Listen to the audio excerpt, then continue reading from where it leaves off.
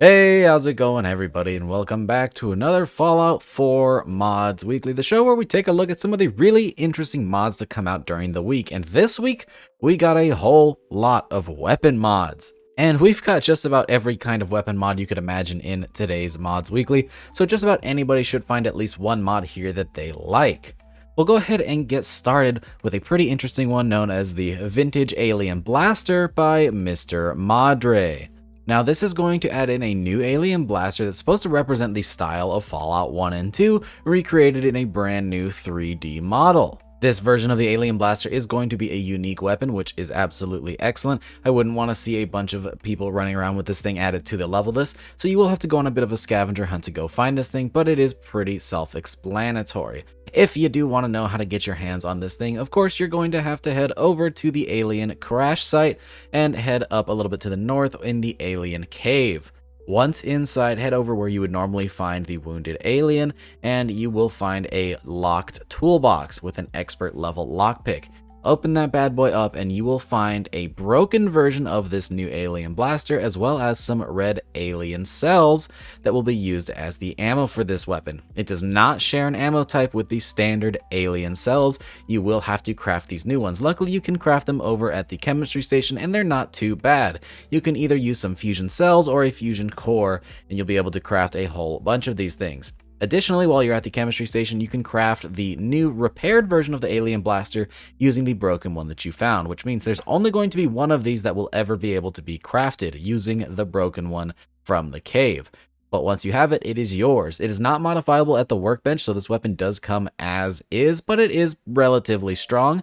It's not overpowered or anything, but it does fare pretty well against some high level and tough enemies, but it's not going to one-shot anything. Regardless, this is a really cool weapon. It definitely fits that Fallout style that I know a lot of you people are looking for, and quite frankly, I just like this one a lot. I wasn't a huge fan of the design of the Fallout 4 Alien Blaster. The red and silver was just a bit off-putting to me, but I do quite like the rusted style of this one. It looks like something that's been here for a while, locked up in this toolbox.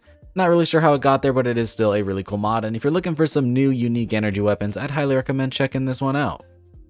Up next, we have a lore-friendly little melee pack known as the Road Sign Axe mod by Dannyboi. This is going to add 4 new axes into the game, all of which have been made from road signs and various other scrap parts.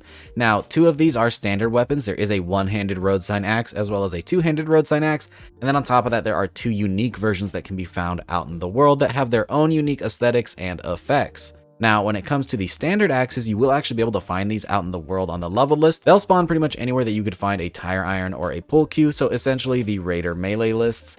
And once you have one, you can also add a ton of attachments over at the weapons workbench to change not only how it functions, but how it looks as well. You can use different types of road signs to increase the damage. For example, the starter sign is a speed limit sign, but you can increase the damage by going up to a stop sign or even a modified stop sign that has a sharper edge and more of the shape of an actual axe. When it comes to the 2 uniques included in this pack, to avoid spoilers, I won't give away the locations, but if you want to know them, you can check out my full breakdown of this mod over on my channel. But once you get your hands on those, they are not modifiable at the workbench, just like the last Alien Blaster, but they have some pretty nice effects and some really strong damage, so you really don't need to add anything to them in the first place.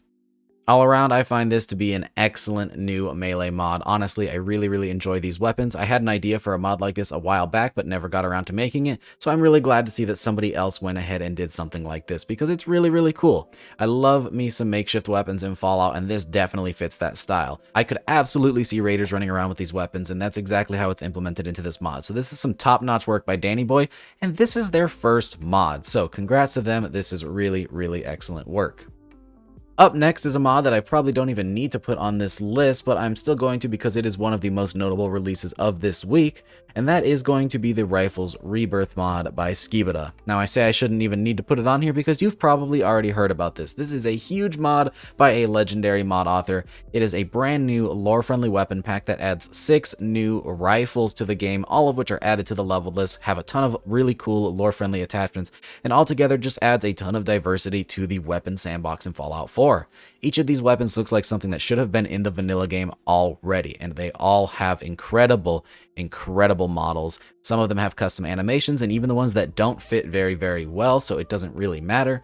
And this is only the 1.0 release. These weapons are already incredible as they are, but potentially in the 1.1 release, we should be getting a new weapon added to this pack, as well as some different faction skins, and even some possible new custom animations. Skibadaa truly is a legendary mod author, and this pack is no different. This stuff is really incredible. If you picked up the Machine Guns Rebirth pack or the Miniguns Rebirth pack, then you already know what I'm talking about. And this is going to add even more weapons than both of those mods. So definitely worth picking this one up. If you do download this mod, you're going to get 6 brand new weapons. 2 of them may be familiar to you if you've been modding for a very long time.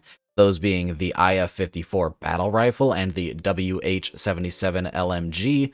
But on top of that, we get a brand new LR-72 combat rifle, the TMP-45 SMG, the TD-64 assault rifle, which you will recognize as the Chinese assault rifle, the IFAM-50 anti-material rifle, and again, in the future, hopefully we will get an additional weapon to add to this pack as well. This is a pretty hefty download, but you get a whole lot in this pack, so I absolutely recommend this one to just about anybody. This could fit in any load order, and honestly, it is just the highest of quality. So go download this one now. It will be linked down in the description below, along with all the other mods in this video. Up next, we have another fun little lore-friendly weapon, and that's going to be the Wasteland Flamethrower by Pig. Now, as you may recall, Pig released a weapon pack known as the Heavy Weapons Pack not too long ago that added a bunch of different heavy weapons into the game. Now, these weapons were all pretty cool, but there was one that stood out to me, and apparently a lot of you as well, and that was the Wasteland Flamethrower.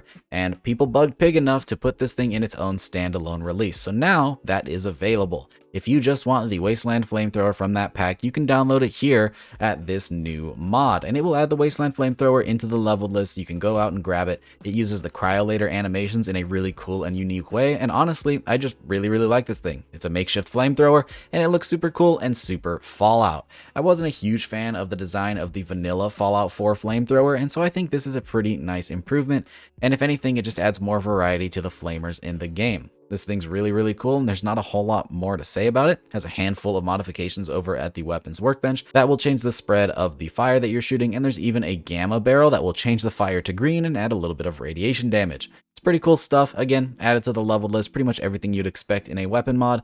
It just adds a nice, cool, lore-friendly flamethrower. So go ahead and check this one out too.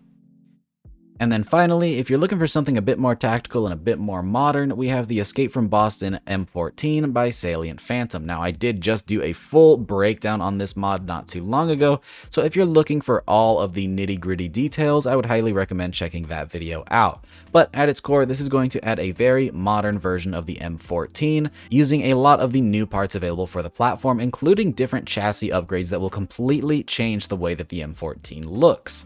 This mod will feature a handful of scopes, chassis, and other upgrades available in Escape from Tarkov, so that's pretty cool to see that over here in Fallout. Altogether, this makes for a really awesome M14. It does have custom animations. It is not added to the leveled list, at least not for enemies. You will have to purchase this from a vendor or craft it over at the chemistry station, and quite frankly, this weapon is very powerful. It does double the damage of the vanilla hunting rifle, and it's semi-automatic and uses 308, so this thing is definitely intended for the late game, and even then you'll have no problem tearing through high level enemies. So with that, you have a really powerful, tactical, modern M14. If that sounds like your thing, then I'd highly recommend this one. With that though, that's all of our weapon mods this week. I hope you guys enjoyed the variety of weapons that we saw, and quite frankly, I hope that each and every one of you found at least one mod that you might want to add to your load order. If you did, they will all be linked again down in the description below, along with Xbox links if there are any available. With that, I hope you guys enjoyed the video. If you did, don't forget to drop a rating. Consider subscribing if you haven't already for more videos just like this, and I hope to see you guys in the next one. Big shout out as always to all of my patrons, and a special thank you to YouthRC, Helljumper2077, Jackie Noid, and Indecisive Wolf for signing up for that tier 3 Patreon membership. If you want to try it out, it will be linked down in the description below, but it is completely optional. Happy birthday, Panther, and I hope to see you guys in the next video. Peace!